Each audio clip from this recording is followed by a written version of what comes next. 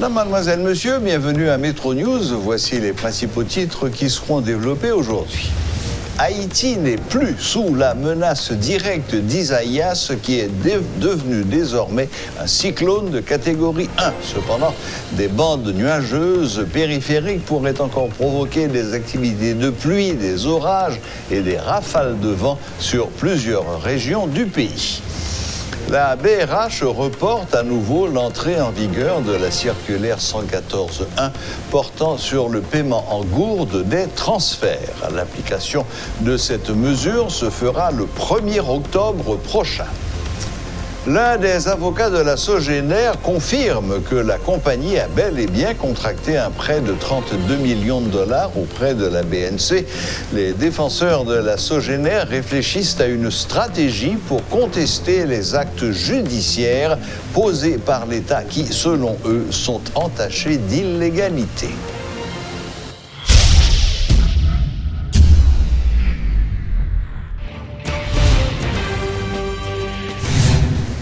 Isaias est désormais un cyclone de catégorie 1, mais s'éloigne d'Haïti en provoquant des pluies sur le pays qui seront relativement abondantes ces vendredi et samedi dans la journée, selon le météorologue Rudy Victor. Le spécialiste n'a pas prévu le passage de nouveaux systèmes dangereux sur Haïti avant plusieurs semaines. 34 nouvelles contaminations et 2 décès ont été recensés dans le pays le 29 juillet, selon le dernier bilan du ministère de la Santé. 7 412 personnes ont donc été infectées par le coronavirus depuis le 19 mars dernier et 161 en sont mortes. 16 des 34 nouvelles contaminations ont été enregistrées dans le département de l'Ouest et 7 dans l'Artibonite. Le Nord, le Centre, le Sud-Est et le Nord-Ouest comptent chacun 2 nouveaux cas, alors que le Nord-Ouest, les Nippes et la Grande-Anse ont répertorié chacun un seul cas. Le taux de létalité de la maladie est désormais de 2,17%. Le département de la Grande-Anse, avec 12 décès pour 150 cas, a le taux de létalité le plus élevé du pays, soit 8%, contre 7,35% pour l'Artibonite et 1,18% pour l'Ouest. Des spécialistes appellent à la réalisation d'études sur le faible impact du coronavirus sur la population haïtienne. Le docteur Dieudonné Jean-Baptiste, spécialiste en médecine fonctionnelle, juge que la médecine traditionnelle a joué un rôle prépondérant dans la réponse positive face à la pandémie du Covid-19. Il soutient que dans la paysannerie, les gens sont exposés longtemps au soleil et n'utilisent pas le savon pour enlever la vitamine D qui s'était constituée sur la peau. De son côté, le docteur Franck Généus affirme qu'on ne peut considérer la jeunesse de la population comme facteur déterminant. Toutefois, il indique que l'activité physique est très forte chez les Haïtiens en dessous de la classe moyenne. Ils font plus de 10 km à pied par jour, ce qui est recommandé pour être en forme physiquement. Covid, c'était plus politique que de la science, que de la médecine. Donc Covid, en fait compte, il n'est pas parmi les top tueurs dans le monde. Donc il y a une raison qui fait que il focus sur lui, et raison n'est pas scientifique. Donc son raison qui est autre. Et nous avons dit son raison politique, mais il faut écrire politique là, on l'autre genre, avec un Y-tic. Mais je pense que si on a fait recherche sérieuse, nous ne pouvons pas aller dans la piste virus là. Cette histoire de comme si vous avez un virus qui est moins virulent en Haïti. Je pense que Haïti est ouvert, nous gagnons plusieurs souches, probablement virus qui a circulé, à mon avis. Donc, ça veut dire piste ça, je ne peux pas la donne. J'ose dire la piste, environnement tropical là, on ne peut pas regarder, mais le regard de Saint-Domingue, il n'est pas qu'un B. Ça veut dire qu'il y a l'autre facteur. Et moi-même, je prends comme piste de recherche la médecine traditionnelle comme une piste que nous devons investiguer. Et puis, l'autre bail, tout c'est que, vous connaissez, regardez pour question vitamine D, si vous prenez la classe moyenne, qui vient dans la clinique moyenne, et qui a payé font test, moun sa yo presque tout déficient. Presque tout déficient.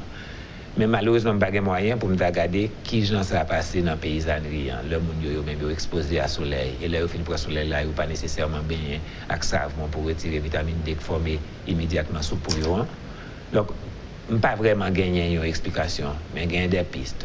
Et des pistes de recherche, mais qui est-ce qui pourrait financer la recherche ça, pour que nous arrivions à une vérité? La vérité, c'est que la réponse, et on ne la connaît pas encore. Les scientifiques n'ont pas encore donné de réponse à cela. Nous gagnons un panel de près d'une dizaine de scientifiques nationaux et internationaux, pratiquement 6 pays pour l'instant, des experts de 6 pays. Nous avons Massachusetts University, nous avons Sorbonne, des professeurs à la Sorbonne, etc.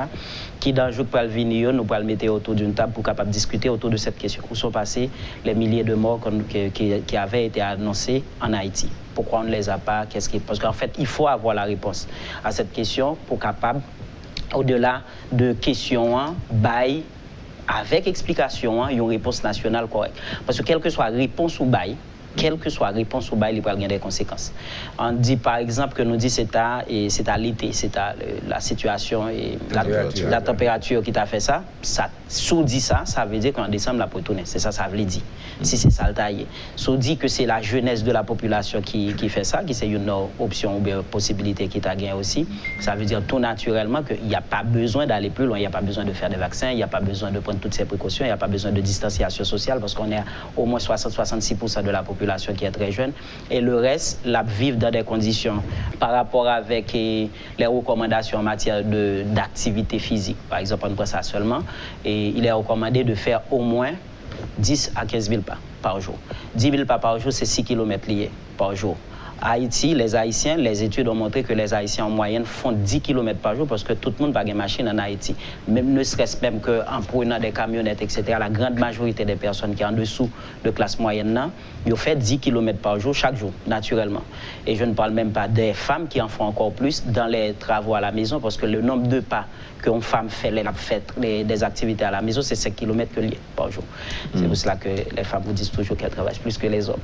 Et donc, vous prenez tout ça et vous mettez ensemble, donc ça permet que vous gagnez d'autres perspectives par rapport à cela. La réponse à la question, c'est qu'on ne sait pas, mais on mérite de savoir. On mérite de savoir parce que quelle que soit la réponse qu'on gagne, les gagnants ont un impact. La BRH reporte l'entrée en vigueur de la circulaire 114.1 concernant le paiement en gourde des transferts au 1er octobre prochain. Selon l'économiste Rifar Serran, les discussions se poursuivent entre les acteurs du secteur financier pour mettre en place les préalables indispensables à l'application de la circulaire. Suivez ces explications. Il a été joint au téléphone par Métropole. Il y a un ensemble d'acteurs au niveau du secteur financier qui devraient arriver à mettre en place un ensemble d'infrastructures pour arriver à la mise en application de cette circulaire. D'abord, il y a la question du paiement et avec le taux de référence de la BRH. Donc, pour cela, il faudrait quand même au niveau du système des maisons de transfert qu'il y a un ensemble d'éléments qui soient mis en place. Parce qu'il y a trait à la question de si un client veut avoir les transferts en dollars et que si le client veut avoir le dollar en cash, c'est qu'on ne peut pas donner du cash puisqu'il n'y en a pas. Donc, le client peut recevoir ce transfert-là sur son compte bancaire. Donc, maintenant, il faut qu'il y ait des dispositions que les banques doivent prendre pour permettre à ces clients-là maintenant de recevoir ces dollars sur leur compte bancaire. Donc, si le client n'a pas un compte bancaire, donc il y a tout ça à essayer de regarder dans la mesure du possible et quel est le lien qu'il va y avoir entre les banques et les sous-agents ou les maisons de transfert pour que le client, lorsqu'il arrive à la maison de transfert ou au bureau de transfert, comment ça va se passer. Donc, il y a tout ce système qui doit être mis en place et je pense que c'est pour cela. Donc, on n'arrive pas peut-être dans ce petit temps qu'on avait. On a remarqué que c'était trop court pour mettre en place toutes ces infrastructures et c'est la raison pour laquelle peut-être que les autorités monétaires ont décidé de reporter cette circulaire et c'est pour prendre en compte également un ensemble de revendications, un ensemble de préoccupations qu'il y avait par rapport à un ensemble de désavantages également et de cette circulaire pour certains acteurs. Il y a une attaque qui crée la Union nationale des sous-agents de transfert en Haïti. Pas oublier que plus fort bureau de transfert où est dans le pays, et dans la province surtout, c'est pas des maisons de transfert mercure et ils n'ont pas appartenu directement ni à aucune banque, ni à Sogebank ou bien Unibank ou bien Capital Bank ou bien BUH. C'est des sous-agents, c'est-à-dire des mondes, des propriétaires, des businessmen qui gagnent des contrats ensemble avec une banque OK, ou bien avec une maison de transfert mère, par exemple avec CAM, ou bien avec MoneyGram. Maintenant, ça qui vient arriver, c'est que là, on côté que dit que le monde sous agence a fini payer transfert en good, OK, by client avec taux référence DRH là. Même si que là, ça dit qu'on a la le banque ou bien maison de transfert mais il va rembourser sous agence ça pour transfert que le payé à client, comme ça que banque là va le remettre là avant circulaire là. Donc là, tu qu'on remettre sous agence ça comme là en dollars américains. C'est-à-dire si on sous agent non des transferts pendant une journée ou payer $2,000 américains qu'on va aller en good, on a là le banque là il va le rembourser. Donc là crédité compte sous agent, il met $2,000 américains sur compte sous agent. Maintenant circulaire là dans point 3, il dit que une banque commerciale on y a là ou bien maison mairie top bail sous agent au dollar ça encore qu'on y a là c'est good que y a bail. Et c'est là le problème et pas oublier que sous agent même les dollars ça lui-même ça avec dollar ça que il y a le vendre qu'on y a là sur marché ça va venir des commerçants américains vendre pas commercial et tout. Donc c'est sous dollar ça que fait un gain de change, on marge qui vient faire que ils font bénéfice quand même qui capable permettre que eux même ils assurer un ensemble de coûts que ils gagnent la caille parce que ils trouvent que commission que les agences à recevoir de banques de maison mère est tellement petit près de 10% de frais a dit là où on bien payer on $10 frais donc c'est seulement $0.9 des fois pas même $1 qui qu'on a joindre sous agent. Elle dit commission tellement petite, il n'est pas capable de permettre que sous agents ils fonctionnent vraiment pour payer sécurité, payer employés, question énergie ou qu'on est, question internet, ordinateur, tout ça. Donc commission tellement petite, il va pas permettre que donc c'est dans charge là que vous faites comme. Les forces de l'ordre ont procédé ce jeudi 30 juillet à la saisie des locaux de la Sogénère ainsi que des résidences privées de Réginald et Jean-Marie Vorbe et d'Elisabeth Préval. Il s'agit de la mise sous la main de la justice, explique Maître Osner Févry, l'un des avocats de l'État haïtien dans cette affaire tentaculaire. La mise sous la main qui permet le contrôle des biens appartenant à la Sogénère, au Vorbe et à Madame Préval a été ordonnée par le juge instructeur Mathieu Chanlat. L'un des avocats de cette compagnie de production d'électricité, Maître Gerby Blaise, affirme qu'il ne s'agit que d'une mesure préliminaire qui n'équivaut pas à une confiscation en faveur de l'État. Reconnaissant que la Sogénère a bien emprunté $32 millions auprès de la BNC, il a expliqué que l'État devait à la Sogénère bien plus. Pour l'instant, les défenseurs de la Sogénère réfléchissent à une stratégie pour contester ces actes judiciaires entachés, selon eux, d'illégalité. Suivez ces explications. Saisie avec gel, c'est ce qu'on appelle une présanction pénale. Donc c'est une présanction pénale. C'est pas en confiscation, c'est-à-dire que c'est son mesure conservatoire, côté que un juge ordonne que les biens d'une personne, c'est-à-dire que d'un débiteur soit mis sous main de justice. C'est-à-dire que les biens sont mis sous main de justice, mais les biens n'appartiennent pas encore aux créanciers. C'est-à-dire que l'État haïtien prétend que c'est créancier. Ils prétendent que la Sogénère ainsi que les responsables et d'autres personnes qui ont indexé dans le dossier, ils prétendent que c'est débiteurs. Donc maintenant, ils ont procédé à en saisir, mais ce n'est pas une dépossession de la part des propriétaires. Ça, c'est très important. Maintenant, M. Dimitri Vorbe, M. Jean-Marie Vorbe et la Sogénère, ils ont été propriétaires de biens jusqu'à ce qu'ils aient une décision judiciaire qui est sortie. Ça, c'est la première, être propriétaire. C'est très important parce que nous connaissons que par une sorte d'interprétation politique, extensive politique, qui peut dire que l'État saisit bien M. Dimitri Vorbe, M. Jean-Marie Vorbe, Sogénère, bien ça aussi pour l'État. Non. Au niveau de la réaction à chaud, oui, nous avons une réaction à chaud, mais son réaction sur la forme. La première chose qu'il faut souligner, c'est que on reproche aux responsables ainsi que d'autres personnes qui ne sont pas responsables de la Sogénère et à la Sogénère en tant que personne morale des faits imaginaires, des faits farfelus, inventés de faux et usage de faux, d'escroquerie et de blanchiment des avoirs. Le juge d'instruction est saisi in rem, on juge saisit des faits. Dès lors qu'on premier juge saisit de affaire, maintenant si vous gagnez qu'il y a un juge qui a été saisi d'une affaire, si vous jouez en l'autre infraction ou en l'autre fait qui a constitué une infraction, ce qu'on doit faire, c'est juste de saisir le juge, d'attirer l'attention du juge par une requête, ce qu'on appelle une requête supplétive, ou bien au moment des parquets, ou dit parquet, écoutez, je vous mets au courant parce que moi découvrir l'autre fait encore, donc mettre parquet au courant et le parquet par un réquisitoire supplétif, le parquet saisirait le juge d'instruction pour l'informer, pour lui dire écoutez, moi mando au et pour capable pour pour capable et pour information, pour ouvrir information, pour étendre information pour nous parler en termes prosaïques. Maintenant, en aucun cas, on ne peut pas saisir on le juge lorsque les faits sont similaires, ou bien lorsque les faits concernent les mêmes parties, ça n'a aucun sens. Nous, qui s'en appellent, nous, en pleine réflexion, nous pas dormir, nous en pleine réflexion, et pour nous capables d'arrêter une stratégie, pour une décision arrêtée, et puis pour nous capables de réagir selon que ça la loi dit nous pour nous contester à judiciaire que nous estimons que qui frappait, qui entaché d'illégalité. Les employés de l'électricité d'Haïti sont disposés à reprendre le travail, selon le secrétaire général de la Fédération syndicale, Guillaume Jean-Claude. Il a fait savoir que les agents de la PNH leur ont refusé l'accès au bâtiment. Toutefois, il affirme que leurs revendications n'ont pas changé, à savoir la révocation du nouveau directeur général, Michel Présumé. Suivez ce reportage de Rudolphe Pierre-Louis. Malgré les différentes annonces du côté des autorités étatiques et notamment celle de la structure syndicale de l'EDH qui exige aux employés de se présenter sur les lieux de travail, ce vendredi, au central de l'électricité d'État d'Haïti, un constat attire l'attention et suscite pas mal de questions, en particulier, où sont les employés? Nous sommes à notre 4e visite au bureau central de l'EDH en moins de 2 mois. C'est la première fois que l'espace paraît aussi désertique. Le bâtiment porte encore les stigmates des mouvements de protestation. À l'entrée de l'institution, une quinzaine de policiers sont postés. Autant dire que les rues Joseph Janvier et du magasin de l'État sont sous surveillance. Un périmètre de sécurité a même été instauré dans la zone.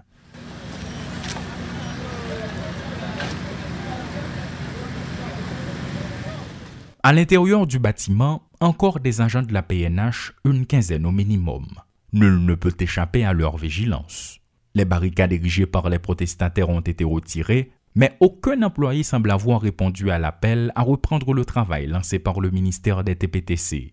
Un silence profond règne dans la cour et seuls quelques animaux sont remarqués. Bureaux et locaux techniques sont vides.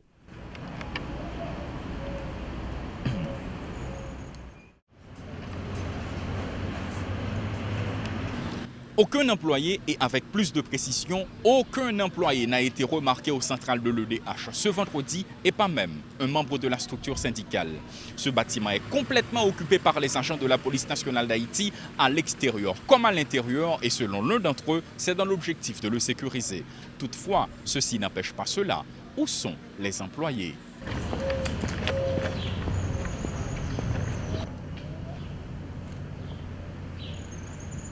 Dans une note rendue publique le 23 juillet dernier, rappelons-le, le ministre des Travaux publics Nader Joazeus avait précisé que la PNH était sur les lieux en vue d'empêcher toute tentative d'incendie criminel. Aujourd'hui, les agents apparaissent comme le principal obstacle à une reprise des activités, selon le syndicaliste Guillaume Jean-Claude, joint au téléphone. C'est le ministère qui jusqu'à présent est occupé EDH militairement ou policièrement. Employés fait tentative pour rentrer en dedans, venir travail. Policiers disent qu'ils ne sont pas autorisés. Ils ne sont pas autorisés pour quitter ou rentrer. Malgré notre, moi, j'ai lancé appel, moi, j'ai demandé aux ouvriers pour aller reprendre le travail. Policiers disent qu'ils ne sont pas autorisés pour quitter employés rentrer. Mais ces policiers ne sont pas d'accord pour rentrer dans le travail. Non. Après des semaines de protestations, les membres de la structure syndicale se montrent lucides concernant la situation de la population. Certaines entreprises qui menacent de fermer, des hôpitaux ne peuvent plus fonctionner. Ce n'est pas tenable selon Guillaume Jean-Claude, mais il dédouane les employés de l'EDH de toute responsabilité. Nous-mêmes, l'EDH, employés EDH, nous avons besoin de rentrer immédiatement à travail. Si on veut nous venir travailler même demain samedi à nous travailler. Pourquoi que vous retirez les policiers aujourd'hui, nous pensons que lundi, nous tous le travail. La nomination de Michel Présumé comme nouveau directeur général était à l'origine de l'élément déclencheur de ce mouvement social à l'EDH en raison de son passé. Les revendications sont-elles toujours de mise? Les discours ont-ils changé? Nous n'avons pas de problème pour nous construire pour le travail avec le directeur. Depuis que nous nommé, il n'a pas même vu dans l'entreprise. Son provocation, il n'a pas vu dans l'entreprise. Un directeur général, ce n'est pas avec le travail directement. Avec dit que syndicat, employé a toujours vu le travail, une baisse service. Mais revendication, nous avons toujours mis sous table pour nous négocier avec les dirigeants. Parce que M. le Président, son monde qui est nommé, si il y a un problème au niveau entreprise avec son dirigeant entreprise, les gens sont sous tête, nous avons toujours négocié, nous avons toujours fait revendication passée, mais ça va pas pour nous pas service.